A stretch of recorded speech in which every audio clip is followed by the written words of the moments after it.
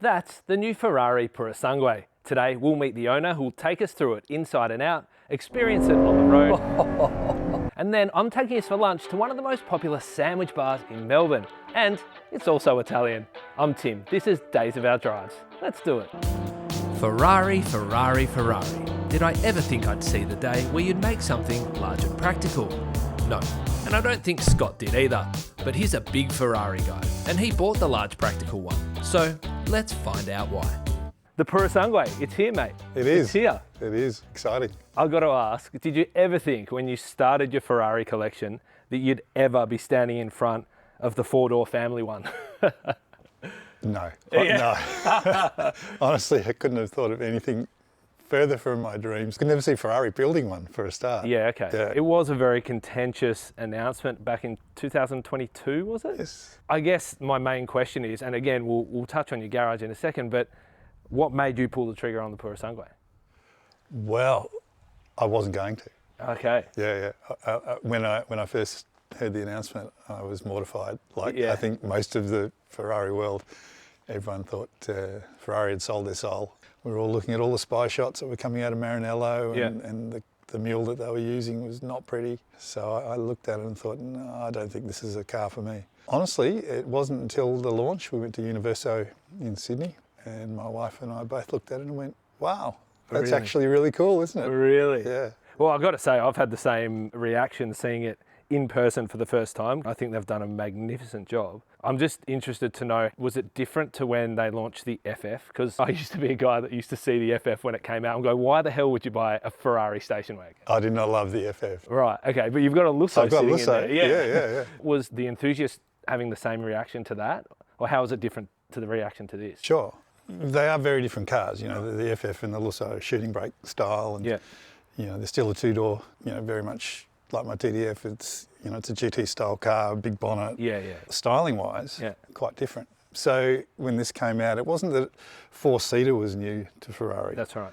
but it was four-door, and that was the first small element where you go, oh, and then, you know, oh, it's going to be an SUV. No, it's not. It's an FUV. You know, just ask whatever Ferrari, that you know, is. Yeah, whatever literally. that is. They kind of get away with it the way they've slanted the windscreen. It's still super long. Yep. Bonnet. They've just gotten away with it with the curves, I think, that make it Exactly. look They got away with it. Yeah. Somehow they did the right magic to get the proportions just right. Yeah. That sealed it a little bit for me. Right. We saw it, we went, Yeah. looks great, Yeah. sat in it, felt great, Yeah. started it, sounded great. And they did a V12, naturally aspirated, 6.5 litre, built just for this platform. Scott's garage is more than just a shelter for his collection. It's a celebration of years of passion for motorsport and a long love affair with Ferrari. And some pretty fun toys too. Then there's the cars, some of the most iconic models out of modern day Maranello. You've already mentioned my Lusso. Yes. And Lusso for me was a cruiser car. Get two reasonable sized humans in the back seats. Yes. So it was convenient from that point of view. Perfect. We have a Pista Spider in there, which in the spirit of open disclosure belongs to my wife. Yes, okay. I have a 488 Challenge Evo race car. Okay, So that's not here right that's now. my track proposition. That is not here at the moment. Yeah. It's out in the hands of the terrific guys that take care of it and get it to the track and back for us. Very cool, okay. And we have my pride and joy, which is my forever car, my F12 TDF. I could waste hours and hours of your time just Yeah. singing its praises. Yeah, I just look at it now and, you know, taking the covers off it earlier, it's just a piece of art now. It is. It's beautiful. The 488 Pista, I got to say, is one of the most classy Pistas I've ever seen. It is such a magical spec. That tinted red carbon is stunning, mate. Stunning. Whose Thank idea you. was that? Yours or your wife's? We worked on it together. Yeah. It's a fun experience speccing a Ferrari Yeah, from sure. the ground up. Yep. Because it is literally from the ground up. Yeah. And you know, being my wife's car, we wanted to find something that, you know, was as beautiful as she is. Oh, you're very sweet, mate. There's some brownie points there. And it's hard to miss the obsession with the colour aluminium. For both of those cars, Yep. it's aluminium opaco. Opaco is the word for matte. Yes, matte finish. okay. Yep. And this one is aluminium lucido, which is glossy. Gloss. We think aluminium is just the most subtly beautiful grey. It's beautiful. Yeah, we were in two minds. Originally, we thought we might do this one in matte as well. Yep. And we thought, no, you know, point of difference, like Pista's got red carbon and the TDF's got black carbon, so you want same but different. Yeah, of course. Yeah. So that was the idea here. I sit in my garage quite often and just look at the cars because to me, they're just so beautiful. They're beautiful. Okay, well, we will turn our attention back to the Purosangue. That is what we're here to talk about. And I can't wait to get it out on the road, mate, which we are going to do. And then, are you hungry? Always. Great, because I'm taking us to an awesome place for lunch. Oh. Is it good? Ferrari seem to be making more and more use of the black strip at the front. If you look at some of the cars like the Cilindri, you'll notice that. The F80, you'll notice that. What does the black strip there's mean? a lot of electronics in there. Yeah, okay, cool. What I really like about this, because I wasn't the biggest fan of the SF90 style at the front when it first came out, but I love it on this because how it marries with the big air intakes and that bigger lower section. I think the two of them together actually make it look amazing. It's interesting, you look at the photos and you're led to think that's the headlights. Yeah. And it's not at all. Of course, there they are there. Oh, right. Is that aero? That's right, yep. You spec the carbon at the front as well? Yes. As I touched on before, it's an interesting process speccing a Ferrari. Yeah. We spent, I think it was 4 hours in the spec studio. Wow. After having spent a couple of months gathering ideas. Yeah. Hashtag say no to Rosso Corsa. Is that okay? You're not a fan of Rosso Corsa at all? I always swore I would never own a red Ferrari. Really? Yes. Why? Look, for me, it's not creative. I mean, there's a lot of heritage involved in that decision, and I can't criticise people who do make that choice. Yeah. Did you ever have a rule about not having a Rosso Corsa model car? Because basically all of them are Rosso Corsa in there. There is a lot, I admit that. All right. So there's things like, am I going to do exposed carbon or piano black? Yep. You can see some of these, are these going to be matte? Yes. So they're a matte detail as opposed to a gloss detail. Okay, yep. I have a design philosophy that you shouldn't go with more than a couple of colours, like an Italian pizza. No, genuinely. That's a good way to put it. Italians will tell you shouldn't have more than 3 ingredients on a pizza. And so it's the same with the Ferrari. You don't want too many mad colours. You don't want things that clash. Yeah. Less is more, in my personal opinion. Yeah, absolutely. Design decisions that are like these. Do I do shield, as in the physical shield, or do I do a painted shield, hand-painted shield? So we've got a hand-painted shield on the pista. Yep. And some of it comes down to proportion. The painted shields are bigger, and so you sit there and you go, okay, well, do I do it? And I know some people do painted shields for bragging rights because they're expensive. Yeah, sure. But proportionally, I didn't want to take up too much of that space. Yeah. You've got to keep things. I love this feature of the Purosangue. I love the floating wheel arch, front and back. Yeah, it's a really cool feature. It is cool, and you see through it. Here at the back, you see through it. Oh yeah, you can see through it there. Yep. And also, talking about seeing through panels, look at that. Yeah. That's very TDF vibe, isn't it? It is, the aero bridge, they call it. It marries well with, that's a clamshell bonnet, so it opens forwards. Yep. What I love, just for a start, is that it's 4 doors, but it doesn't really look like 4 doors. There's no second door handle. Nah. Here we go. Beautiful. What's the colour of the leather? It's Cuoio, which is the very inventive Italian word for leather.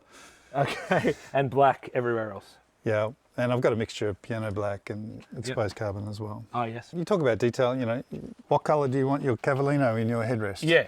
What colour do you want your stitching? So you design all these seats yourselves. Yep. And we just, again, we like that, just tie together the black. Some people do red stitching. The piano black is actually beautiful in here. I almost think, my opinion, that all the carbon fibre in here might be too much, but you've just gone with the little details like here.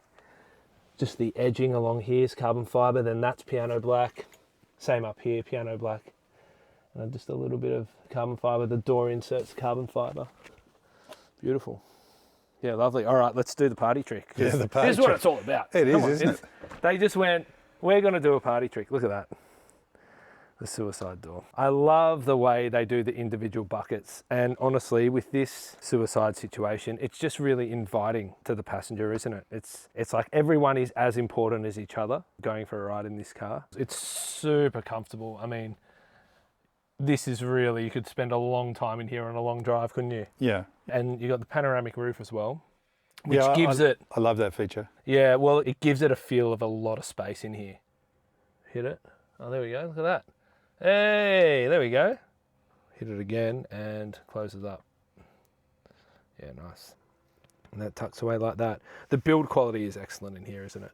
Yeah. And you can see that just around the whole rest of the car as well. I mean, the build quality and attention to detail in the design, they've just thought about everything, and it's what makes it such a special car, really. And how do you close? Oh, you just tap that and it closes. It's like a Rolls Royce, mate. And then we come around to the back. Now, the back is something that really surprised me in terms of its design. I loved it. There's not a single flat surface on this whole car, mind you. And it was very funny because when I was here the other day doing some rolling shots, I tried to put a suction cup somewhere to get the audio of the exhaust. And the only flat spot I could find on the whole car was right here. Everywhere else is literally curved. Little features that aren't immediately apparent to you. This windscreen, as you can see, has got no rear wiper. Yeah. And it's aerodynamically designed. You can see it's got little curves in the glass. Yeah, oh yeah. And little vortex generators under here. Yeah.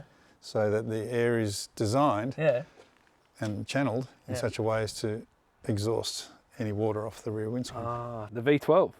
It's certainly what Ferrari's all about. Yeah. Ferrari's all about the engine, and they've always been biased towards the V12s. Oh, for sure. There's a special place in Ferrari history for V12s. Absolutely. I hear rumours that they're going to continue investing in the V12.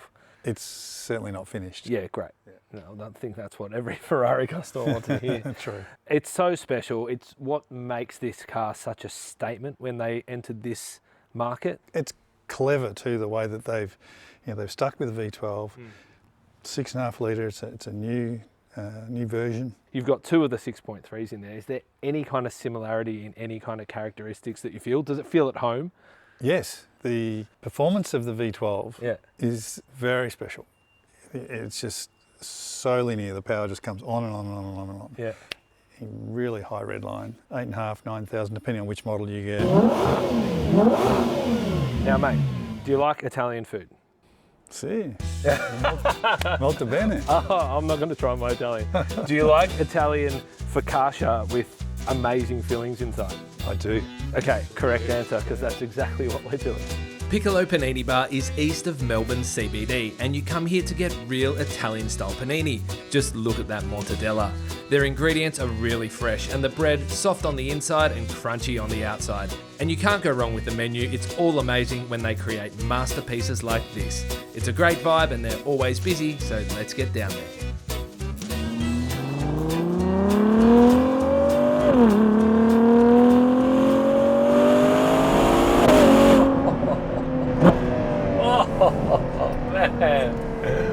I love that downshift.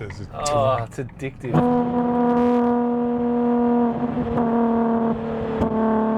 Yeah, that's the thing about it, you know. I kind of expected for it to be quite muted, and you're like, oh yeah, there's the V12, but I can really hear it. It's up the front or it's out the back or whatever. But you still get the sensation of it through the whole car.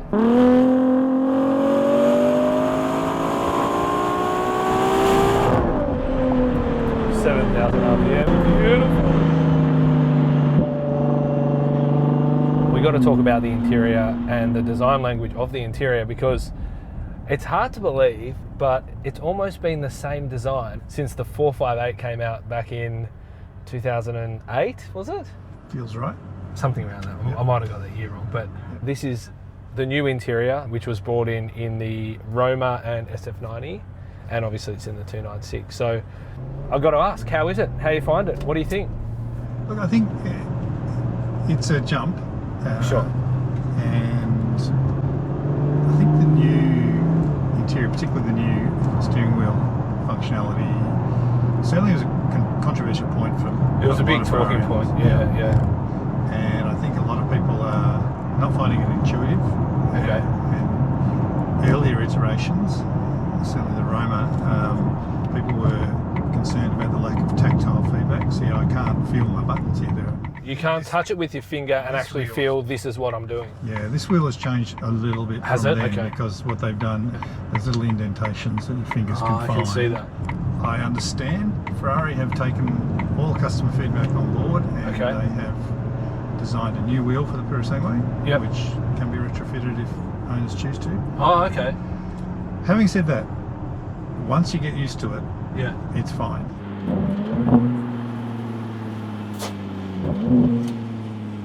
this front infotainment system in front of the passenger, that's been in the F12 lineage of car. You've had the little display where you can see the speed and the revs and all those kind of things. It was a little bit low quality, but it was a nice quirk to have for the passenger. But this has taken it to the next level because it's almost the size of the dash on your side, almost. Yep. And it has that same kind of flow. You've got two sides of the car which are exactly the same, which I think is really nice. It's quite symmetrical.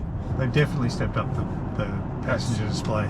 It's insane. This car, a lot of the earlier cars, it was all about the driver. Yeah. Okay. I think what they've recognised is that that's not what this car is all about. No. And that it needs to cater for the backseat passenger. Yes. Cater for the front seat passenger. Yeah. And they've done a great job. Yeah, well, I can do everything here. So I can play music, I can turn the heat warmers, the seat warmers on. Oh yeah, seat warmers on. I can do the adjustment from here as well. I can do air conditioning, settings. I mean, this is a large screen and I've got all these settings. So comfort, infotainment, audio, and I can turn the display off too. And there's a lot of swipe left, swipe right. A lot of the functionality as well. You spend a lot of time burrowing through what's actually in that display. Yeah, okay, yeah. The passenger can have the full control, which is what it's all about. Yep.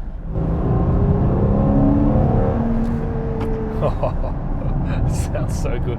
Gee, it just is so smooth, isn't it? Yeah, it's very responsive and the torque curve is very linear. Yeah, so linear. Are you just in a manual, I'm in standard mode? I'm in sport soft. Sport soft, So, okay. and it's an interesting thing, you see a lot of the reviews of this car and people said, the suspension's too hard or things like that. They would feel every bump. Well, you do if it's in hard setting. Yeah, okay. The suspension is so tricky in this car. Well, but yes. What a lot of reviewers don't realise is not only can you turn the Manettino from comfort to sport, but you also can press it, and pressing it cycles through the hard, medium, soft suspension settings as well. Yeah. My understanding is that each damper on every corner of the car is electronically controlled. They all talk to each other. Magnetically, yeah. Right. And then it basically picks up the road surface and adjusts every corner independently of each other, but then works together as a full package. Yeah. Every independent corner, they do up to 1,000 adjustments a second. It's amazing. And you push this through some twisty bits. Yeah, okay. It's so flat. For a car this size, this height, so flat. It drives like a Ferrari. Wow.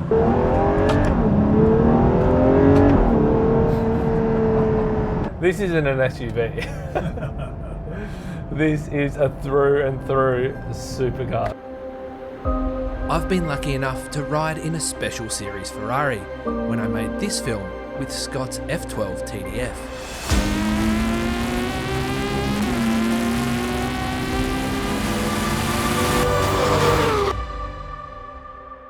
This car is nowhere near as raw or track focused, but the DNA is there. Built on a brand new platform and with all its new techie bits, it feels like a special Ferrari.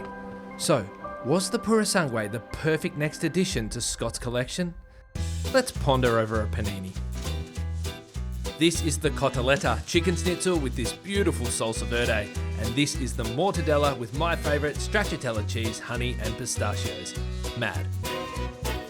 Let's do it, man. Cotoletta, that's huge. Yeah. Mortadella. It's massive. Yeah. Thanks, Piccolo Panini Bar. Hey. Look at that. That's how they do it. And they pack it full. Ooh. And they got the stracciatella and the pistachios in there with some chili. What do you got? Go show. Cotoletta, onion, chili, sun-dried tomatoes. Nice. So cotoletta is the chicken schnitzel. Chicken, yeah. Let's smash it. Oh, this smells. This smells so good. And the crunch. How do we do this? Well, I think you got to get one like that. Put this one down without ruining your expensive carpet in your boot. Lean over. Lean over. White t-shirts all around. Mm-hmm. Oh. Is it good? That's great. Is it actually? Mm. Yep. Oh. They're beautiful. Oh man. Oh man, that. These are very different. Yours is packed full, a lot of flavour. Yep. Like if you're hungry, that's probably the one to get. This is just pure bliss of flavour. The mortadella, stracciatella cheese. I'm having a bit of a stracciatella envy moment at the moment. Oh, yeah? actually. Yeah. I love stracciatella. No, Beautiful. next time, mate, go back and get one of these. I forgot that there's honey. There's like, in the chili bit, there's honey in there. And it's just, so the sweetness cuts through with the chili and the meat flavour as well. It's perfect. So good. There's no question that Ferrari is like a massive part of your life. You know, you spend a lot of time around the brand, you know, spending time purchasing these vehicles, getting them right, loving them to bits, caring for them, maintaining them. Like, we haven't even spoken about what it takes to maintain a garage like yours. I assume it's no easy feat. The whole topic of Ferrari is very intertwined with my life, my family history. You know, we mentioned in the car, my dad was a Alfa Romeo dealer, and Dad used to collect every year. There was a hardcover book came out, collectible book called Automobile Year, not Automotive. Oh, yeah. Automobile Year. Yeah. And it had all of the race results of all the major racing series around the world, including That's Formula cool. One. That's cool. And then there was a section that was all about every model that every car manufacturer had brought out for that year. And then there was a section for all the prototype cars. And I'd just sit there looking through all the photos of all the prototypes, and you know, I'd be flicking through a lot of the Formula One photos. The thing was, every year the teams would come and go, but Ferrari was always there. Yeah. And to me, you know, Ferrari is synonymous with the best car in the world, the best brand. There is no other automotive brand like Ferrari. You know, the only one that comes close in my mind is probably Porsche. Yeah, okay. Porsche has a great racing legacy. Yeah. They create masterful pieces of engineering, but they don't have that sort of fire that the Italians have, and the emotion that goes with it. There is no other brand like Ferrari. McLaren make fantastic cars, but they're very high tech and they're a bit flaky. Yep. Lamborghini, you know, they're an Italian car and they're crazy, but they don't have the racing heritage. No. You know, Ferrari ticks every box for me to do with cars, and cars for me have always been an emotional decision. Yeah, sure. You know, and the most emotional decision is Ferrari. Yeah, it's so true. The honey's leaked like into the bread. Oh, yum. And when the stracciatella's like soaking the bread as well, mad. One more look. It's mad. What do you see Ferrari's future like, or what do you want Ferrari's future to be like? What's going to make you stay committed to the brand? What do they have to do to ensure that you keep buying cars, that you stay as passionate as you are now about the brand? I'm not put off by progress and change. You know, Yeah, I'm not, sure. I understand electric has a place.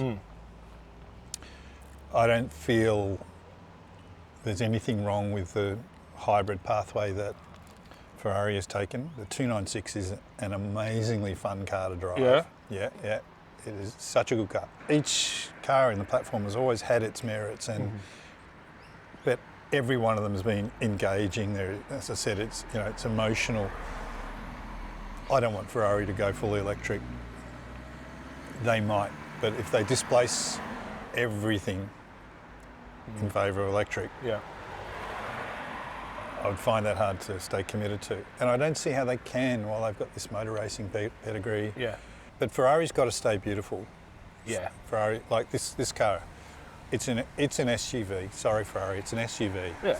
You know, FUV, SUV. It's still. It's a large family, practical GT car that you can take anywhere and do anything with. Yep. You don't have to worry about speed humps like you do in your TDF or the Pista. You know, you're not plan. You It's don't such have, a relief not having to worry about. You don't have to plan. I mean, we can just park here on the street Yeah. around anyone and be comfortable. You don't have to plan your route and the roads and where you're going to park when you get there. And but you still have a beautiful Ferrari to be Yeah. able to do that with. And that there it is. Like it is a beautiful car for its segment. It ticks all the boxes for its segment, better than any other car in its segment, Look, I do agree. including the emotion. Yeah, absolutely. I'm glad I bought it. I I'm really glad. am. You know, the true mark of approval was when we picked this car up and my gorgeous wife said, "Can I drive it home because you've already driven one a few times?" And I said, "Yeah, of course." And she was no more than 3 kilometres down the road and she said, "This car's amazing. We are going to drive this car. We are going to drive this car more than all the others. This Love is a it. fantastic car." Love it. Yeah. Love it. And I got to say, we've been out on the road, we've driven around a little bit around the inner suburbs of Melbourne, and it gets a lot of attention. And when it came with so much negativity when it was first announced, now when you've got it when you're driving it around, you know, people are seeing it. It's the wow factor. Like, people, can I take photos? Oh, I've never seen one before. Oh my God, it's so beautiful. Oh, I need to take photos. You know, it's just not, it's not the same as when you're here and you're driving it and you're seeing it in real life, feeling how special it is. Like, it has the Ferrari presence. Yeah. It just has the Ferrari presence of being something special. I I think agree. they nailed it. Yeah, I agree with you 100%. There's one last question for you, and that is, would you rather, A Purosangue or a Panini? well, no, kind of, would you rather live in Italy and eat cotoletta and mortadella and stracciatella every day, or stay in Melbourne and drive your garage? Oh, I'm so torn. I actually, because I didn't know if that's a question to be like, no, of course I'm going to stay in Melbourne and drive my garage, but Italy's Italy. I love Italy. I from the first time I went there, I just felt like I'd gone home. Really? And you're not Italian And background I'm at not all? Italian background, no, I'm not. That's interesting. There's just so much that's wonderful about Italy. Yeah. The cars are cool, but the people are wonderful. From the middle of that first trip, I sent a text message home to my 3 girls. Yeah. And I said, well, in this age of being able to identify as what you want, I herefore identify as a thin Italian man with hair. Can't I just drive Italian cars and live in Italy at the same time? Yeah, well, I guess you Come can, on. mate. Yeah, I guess you can. Yeah, that's fair. Well, if you sold all your garage, you can probably afford to move over there, set up over there and buy one Italian car, and you're sorted. Don't worry, that conversation gets had a lot. Nice, nice. Well, on that note, we're going to leave it there and finish these off and head off. But thanks for watching. Hope you enjoyed, and tune in next time where I'll be with another enthusiast with their special car, and we'll have another experience going exploring Melbourne's awesome food scene. Catch you later. Yeah. Ciao. I was literally just thinking, I'm like, I'm going to finish this quickly. And I thought it was going to be over, but I realised there's another half, so I'm very happy. Life is good.